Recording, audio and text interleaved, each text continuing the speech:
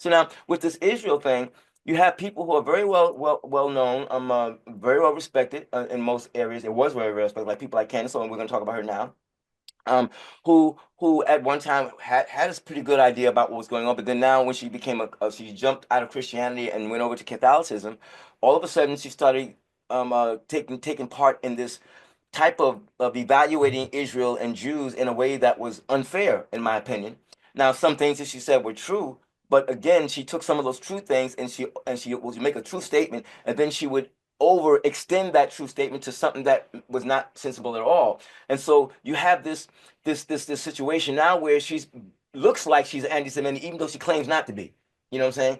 And so Dennis Prager wrote her a letter. I thought he did a fantastic job because he point by point examined some of the things she was saying, and he was right. She used to use the phrase occupation, which was wrong. She used the phrase genocide, which it was not right. But she was getting that from somebody else, and she started even inviting those somebody else's like Brianna Joy Gray onto her program. She had this video. She did an interview with Finkelstein, that guy, the Jewish guy that seems to John hate Israel. Finkelstein, yeah. Yeah, so, Yeah. but so she's been listening to these people, and she's getting confused as to the facts, and she's mixing everything up, and she thinks she's being brilliant about this. So we have to talk about this because I feel bad for her in one way, and another way because she's so intelligent, I can't give her a pass because she's intelligent enough to be able to see what she's doing wrong.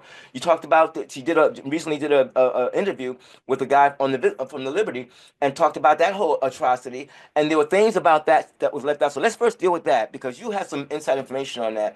Let's deal with that, and she give me is a good example of how you can present a story, and when you don't give all the details and you leave out impertinent details, you can convey a whole different, a whole wrong perspective on it. Well, I was watching the interview that she did with the Liberty crewmen. Now, a lot of them have passed away now, the ones that Right. had survived originally. And I interviewed two of them. I think it was about 15 or 20 years ago. I think this Philip gentleman that I can't remember his last name. After I got done, as I get older, I'm losing my ability to pull things up out of my hat. And I watched her do the interview. The whole issue of the USS Liberty being attacked by Israeli jets and almost sank it as well as a torpedo boat. Hmm. Um, the issue is very complicated, and the crew are right. I mean, they were attacked by supposedly an ally on June 8th, 1967. Um, and they're upset because the story has never really been deeply investigated. Right. It was buried by both the United States and the Israeli government. I mean, they buried it pretty fast. Mm. But what I noticed that Candace didn't do during this interview, I waited for it all the way during it. Mhm. I don't think she's a good interviewer, okay? Because I watched her and she didn't ask the hard questions. And I remember when maybe we should tell people what happened. You had this U.S. surveillance ship right off the coast of Sinai, very close to the coast, so close that the crewman admitted on the interview that I watched last night Mhm. that they could actually hear the explosions of what was going on during the war in the Sinai Desert. Mhm. And they were there. The Sixth Fleet had been given the orders to withdraw. As soon as war broke out, they were to withdraw from the coast. But the Liberty had picked up, I think it was five guys who were both linguists and probably CIA or NSA. And they were out there. What were they doing there? That was the one question that Candace did not answer. In other words, the Liberty was out there. Here they are in a war zone, right? Oh, we're just taking a cruise, we're sunning ourselves on the deck, minding our own business. And all of a sudden, here come the Israelis and they attack us. What were you doing there? What was the Liberty doing there? And when I asked the crewmen that, and I specifically asked them that, and I Mhm. knew what the answer was going to be, Mhm. they got very quiet and they refused to answer the question. Wow. And I can tell you my own supposition. First of all, I know they were forced to sign non disclosure agreements after the incident, that they Mm. weren't going to talk about it. And number two, it's classified. And so they couldn't. Well, if it's classified, that means there was something more going on Right. than just the case of the Israelis for no reason whatsoever attacking the Liberty. Why would the Israelis do that? And you need to understand our State Department, ever since day one, the formation of the State of Israel, has had an entire pro Arabist, anti-Israeli section that have worked to undermine Israel. And Wow. so all of these factors, the Israelis were 20 years out from the Holocaust.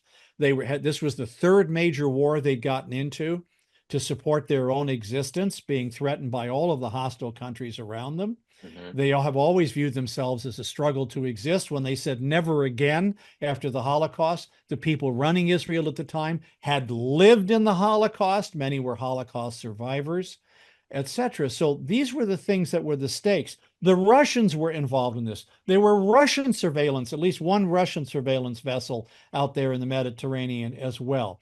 And so I read a bit about President Johnson's memoirs on this last night. I read Martin Gilbert's history of it when he wrote The History of Modern Israel. Hmm.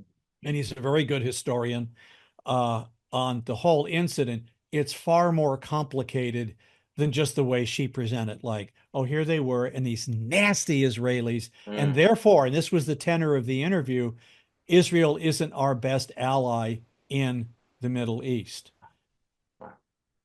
That was 57 years ago. Okay. What if we had used the same attitude towards the British? That's Hey, right. you guys attacked us twice, once in Right. 1776 and Right. once in 1812. You guys aren't our best friends. Right. There are things Makes no that go sense. there are things that go wrong. Yes. And what disappointed me is she didn't do an investigative interview.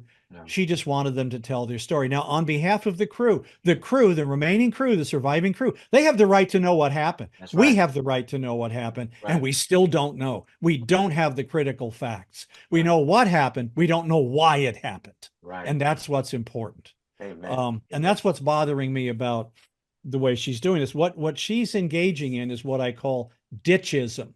And I've Yeah. watched this happen when Christians move from one part of the faith to another, so to Mm. speak. Hmm. Okay, they jump out of one ditch, run all over to the other ditch on the other side of the road, and jump into that ditch Mm. and begin defending that side rather than remembering your job as a journalist is to go down the center of the Right. road and find Right. out what's happening. Amen. And now, if she becomes devout Catholic, that is going to change her viewpoint on that, Yeah. despite Vatican II and Right. despite Nostra Aetate, Hmm. okay, the document on the new relationship between the Catholic Church and the Jews. Hmm.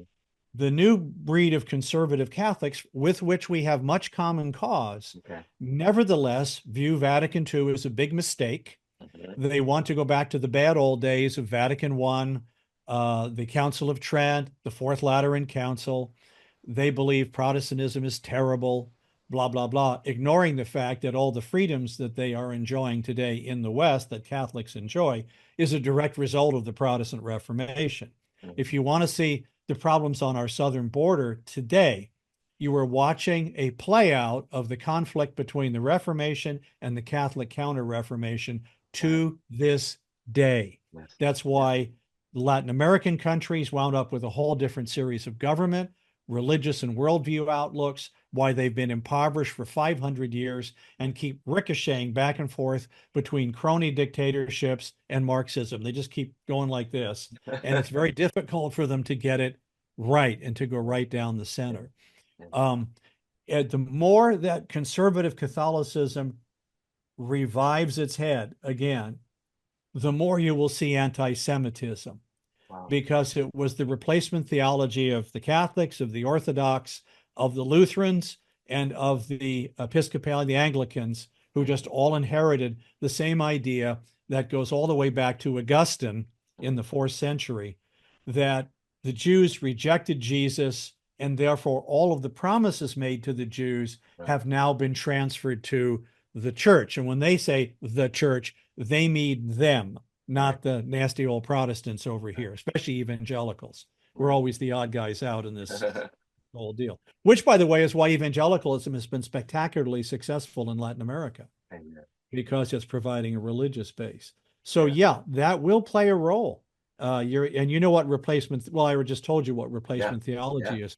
The Yeah. funny part is, this morning I grabbed the Bible here and I said, it's interesting how remember they were calling the Jews Christ killers. Yep. And you will Yep. find this even more stringently in Orthodox countries today, because Wow. they never went through the Reformation of the West. Yeah. And so those attitudes are still there. The problem is that St. Paul, we'll use a Catholic expression, Uh-huh. Uh-huh. directly contradicts that Yes, he viewpoint. does. Yes. Okay. Yes. In Romans 11, he says, I say then, God has not rejected his people, has he? May it never be. Never. Okay. And then he goes on and he tells you how you, the Gentile, meaning all those Catholics and Orthodox and everybody else who's not a Jew, are grafted into the Jewish people, that salvation comes through the Jews, Right. that the fact that the Jews rejected him the first time, which it was prophesied in their scriptures he would do, opened the door to salvation for the Gentiles who had no right to it Right. Yeah. because of that. And that in the end, as it says, Israel shall be saved. Amen. That and the promises that were made to Abraham were made in perpetuity. Yes. There was no condition based on those Right. promises. Yes. There was no if then. And this comes over and over again. We see through the whole history of the Old Testament. God just whoops the heck out of the Jews when they're misbehaving. But then he turns around and deals with the countries that he used to whoop them. That's right. Yes. Because he Absolutely. promises, these are mine. You don't touch them. Yeah. Okay.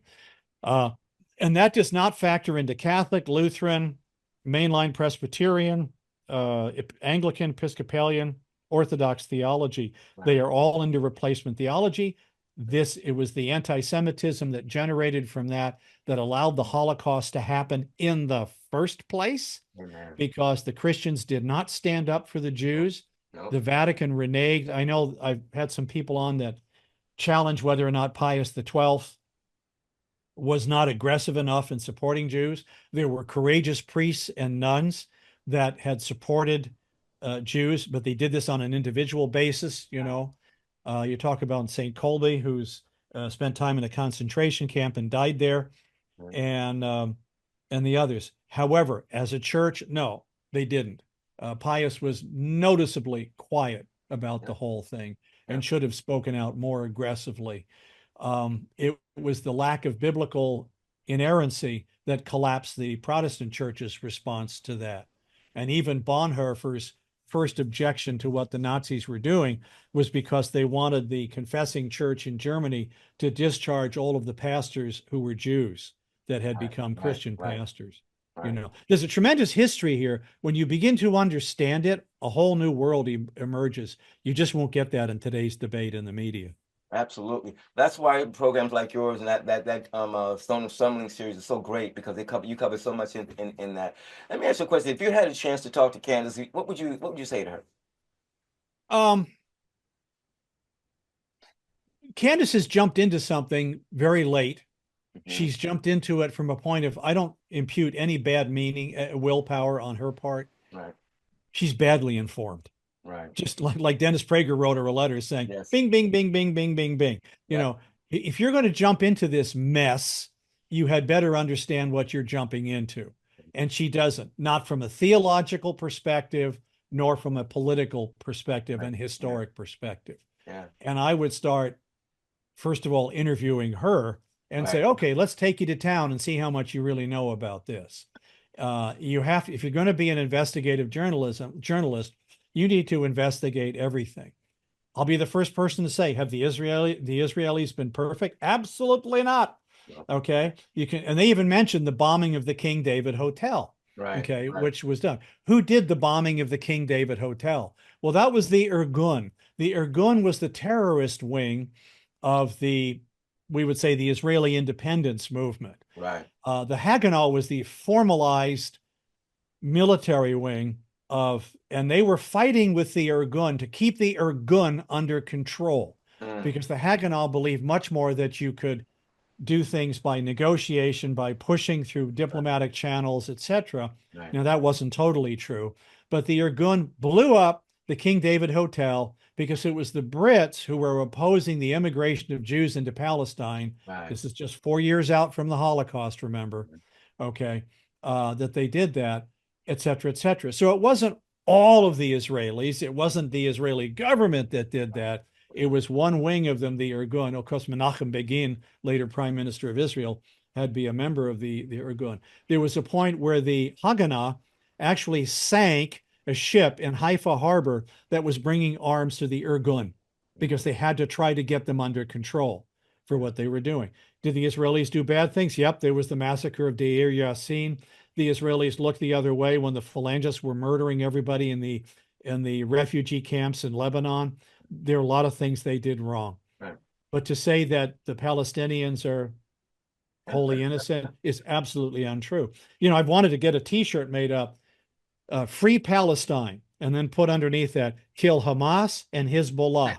Okay, because and the PLO, they are the Yeah. chief Wow. obstacle to Wow. Palestine being free. That's They right. have no idea how to form a viable government. Right. No idea whatsoever. So Right. if they're going to be free and prosperous, you got to do it away from these guys. The people in the West have no idea of the corruption levels that exist within Hamas and Fatah and the PLO and the West Bank and what's going on in Hezbollah. Do they bring up the fact that of all the aid, you know, they were told Israel's preventing aid from coming into the poor Palestinians? Did they tell you that Hamas was siphoning off up to 50% of the supplies, Yeah. selling them on the black market to raise Yeah. more money to continue the war? They Thank won't you. tell I you won't tell you that. that. Yeah. Okay.